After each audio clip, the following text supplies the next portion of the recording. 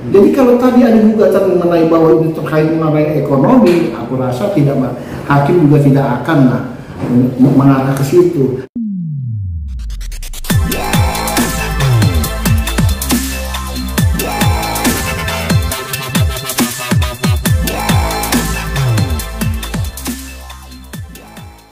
Saya menjelaskan terkait mengenai undang-undang perkawinan ini ya kan, 1974.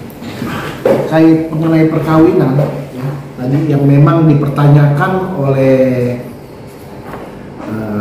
para media bahwa gugatan ya para untuk laki-laki atau perempuan lah ya itu sama, tidak ada dibandingkan kalau wanita itu gugat bagaimana, perempuan itu gugat tidak ada, sama.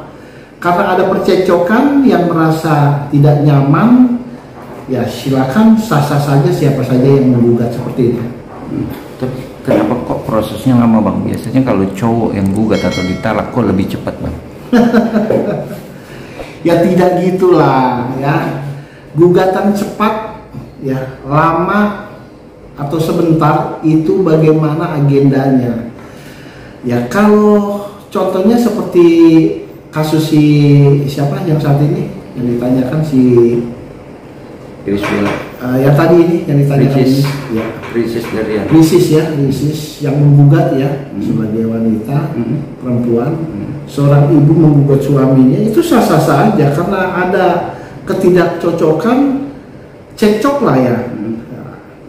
Selama ini ya bisa menggugat. Pertanyaannya kenapa lama? Itu aja kan. Pertanyaannya karena ada perlawanan gitu. Kalau tidak ada perlawanan cepat, bisa saja nanti fair stake gitu. Nah, pertanyaannya kenapa ada perlawanan gitu. Suaminya merasa wah orang tidak ada percecokan, saya masih suka, ya itu sah-sah saja, itu yang disebut perlawanan. Artinya kenapa lama, agenda persidangan itu ya dijalani gitu, nggak bisa dilongkap-longkap gitu, seperti itu. Tapi ada perbedaan nggak sih bang kalau suami yang gugat atau menalak seorang istri? Nggak ada yang perbedaan, sama semuanya ya, sama, karena intinya adalah percekcokan itu aja, tidak ada perbedaan. Kalau lama karena memang agenda persidangan itu berjalan. Ya kalau contohnya si Ricis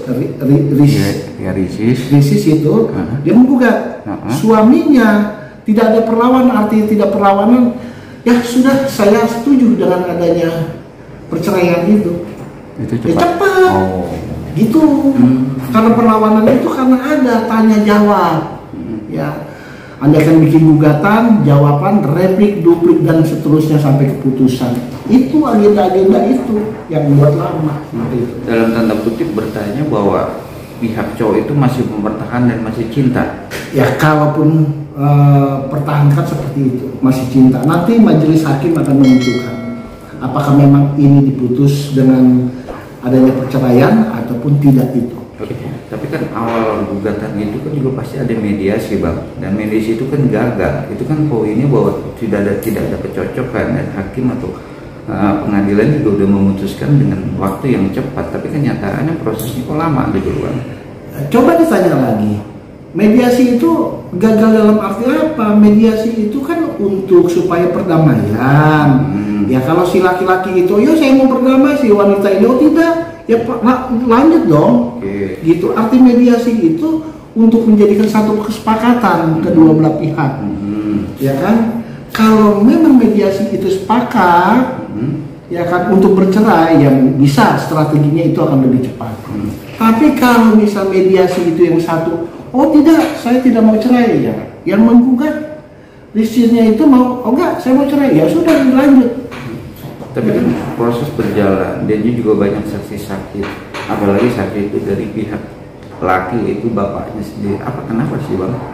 Ini saksi itu karena dia mendengar, melihat, ya kan, bagian dari keluarga boleh, ya kan, karena perceraian, ya. Jadi itu, jadi untuk memperkuat, ya, bisa memperkuat untuk bahwa untuk perceraian itu lebih cepat, bisa memperkuat bahwa perceraian itu bisa dikuatkan, oh tidak ada perceraian, nanti majelis hakim sampaikan karena memang tidak ada percecokan selama ini baik dan lain-lain begitu. Itu seperti itu. Tapi kalau bicara percekcokan sih enggak, tapi ini kan gugatan dari seorang istri itu masalah ekonomi dan masalah hak asuh anak, gimana Bang? Nah ini yang saya harus sampaikan. Perkawinan ya menurut Undang-Undang tahun 74 ya, jelas ya antara suami istri ya melakukan hubungan suami istri ya menuju ke rumah tangga yang baik.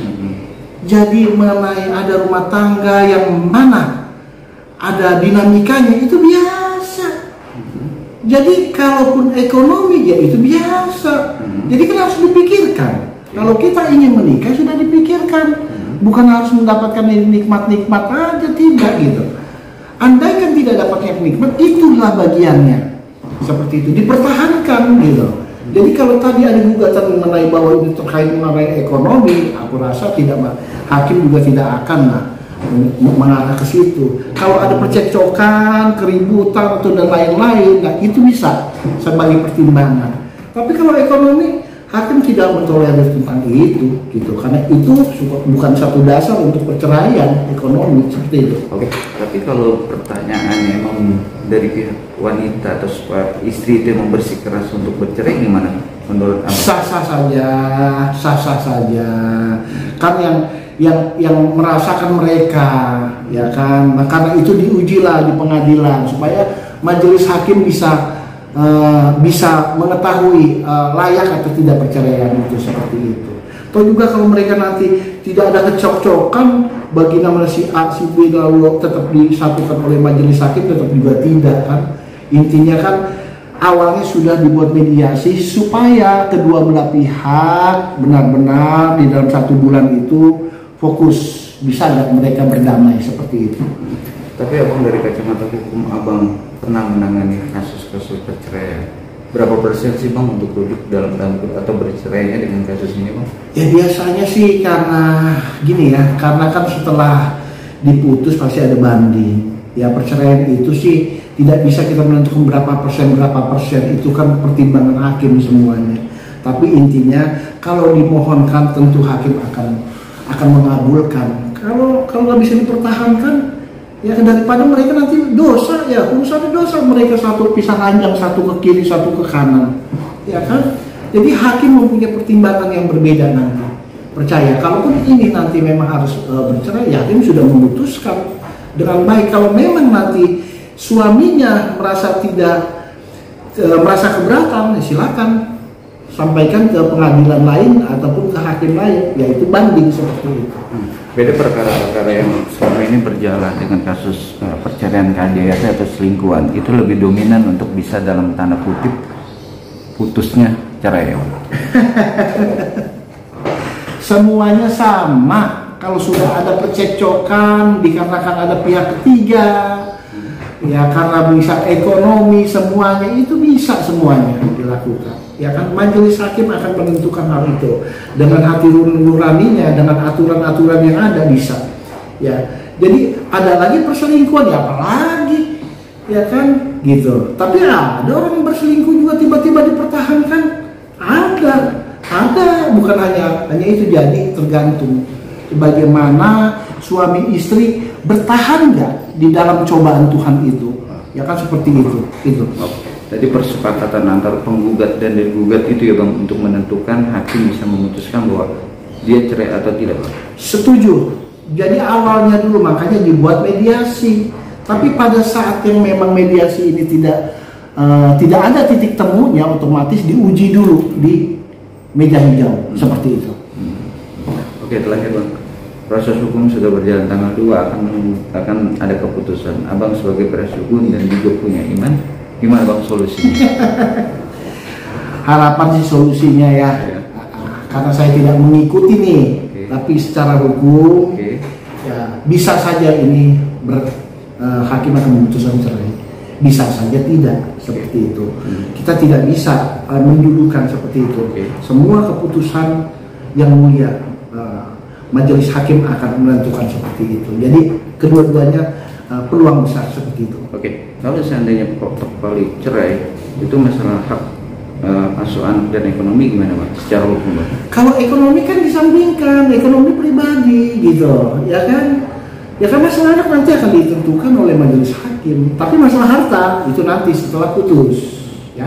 Tapi kalau harta bersama? Ya, harta bersama itu nanti setelah ada keputusan dan yang ingkrah gitu. Jadi kalau di dalam gugatan cerai ini digugat cerai tapi harta itu bukan tidak bisa, itu memang aturannya tidak diperbolehkan. Selesaikan dulu perceraiannya. Jadi ingkrah baru gugat perceraian yang mengenai harta.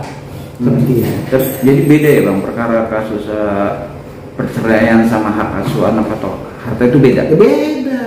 Jadi harus dipisahkan gitu. Tapi anak nanti bisa sekalian seperti itu diputuskan seperti itu. Anak kemana? Biasanya kalau umur di bawah umur pasti ke ibu ya seperti itu. Beda ibunya nakal galak atau gimana juga hakim juga bisa melihat dengan. Ya itu kan nanti akan ditentukan lagi. Artinya hakim bisa tahu ya bertanggung jawab atau tidak ya seperti itu. Jadi itu berbeda tempatnya nanti, ya kan?